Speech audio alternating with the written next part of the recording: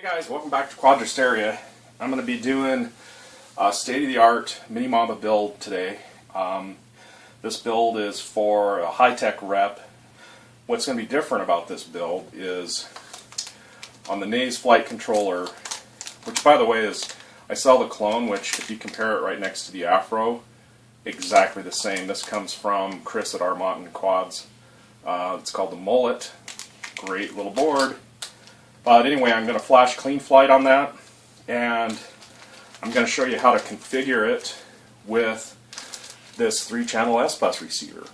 So if you put S.BUS on here, you get 14 channels. Tiny, perfect for mini quads. In order to use S.BUS on the Naze, you need a signal inverter cable like this, and so you simply hook that up, hook it into the Naze.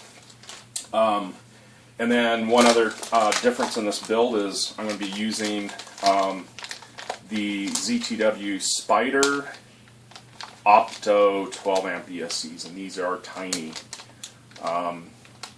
So I will be using them with Simon K, and I will use a slightly larger power distribution board with Beck because I want to build. I'm going to build it stacked inside the frame, like this, and use standoffs.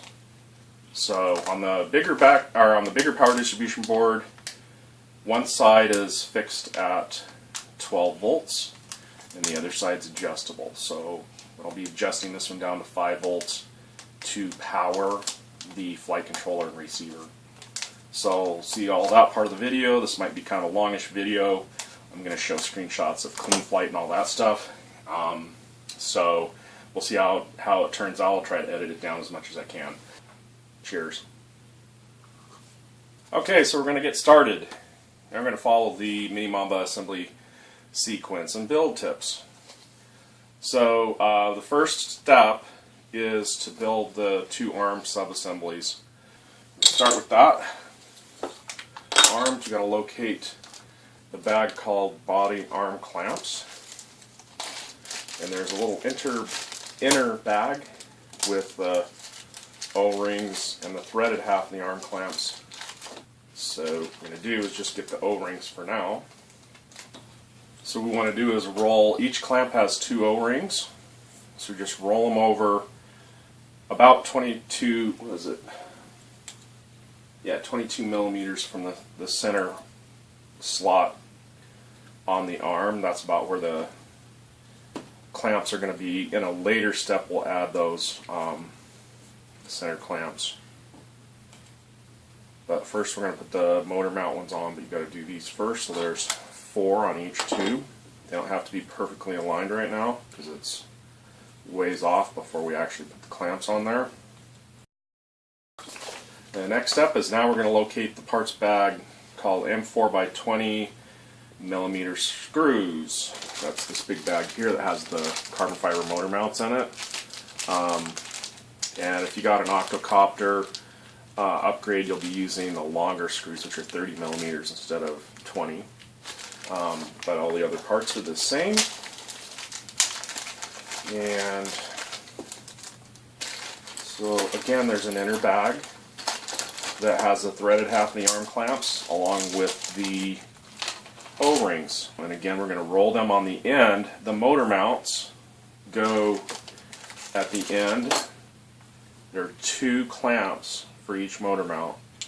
So that's 4 O-rings at each end. When you have a pair of arm clamps on here trying to get it lined up, you won't rotate like that. See how they just line up beautifully, and it actually sticks on there, which is really helpful. And then the top one will just sit on there really nicely, and if you just kind of hand squeeze it and rotate it, you can align them. Like for example on the motor mounts, these are going to be aligned, I recommend like just a little off the end of the arm tube, probably less than 1 millimeter. These are the threaded half, so I'm going to work on one at a time here. And I'm going to seat,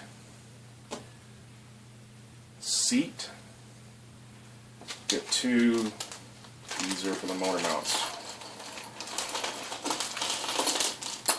So these are the top half of the clamps in this part of the bag. Put these right on top of there like that.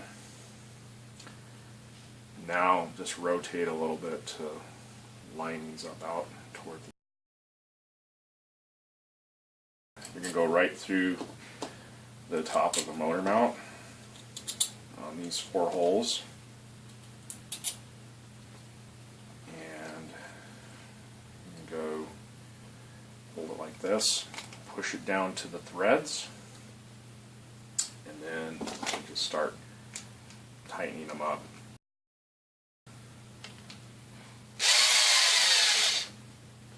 We don't want to tighten these all the way just yet because there's an alignment process that needs to happen. I just want to get them on there enough they won't come off.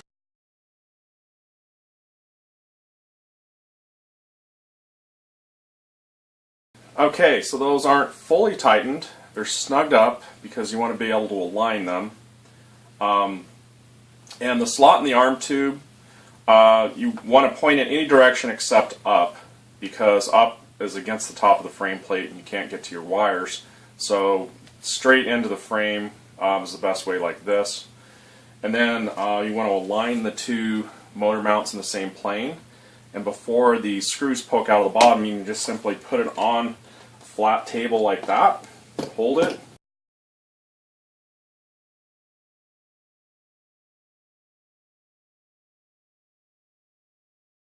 So there's one arm. Cycle and repeat for this arm.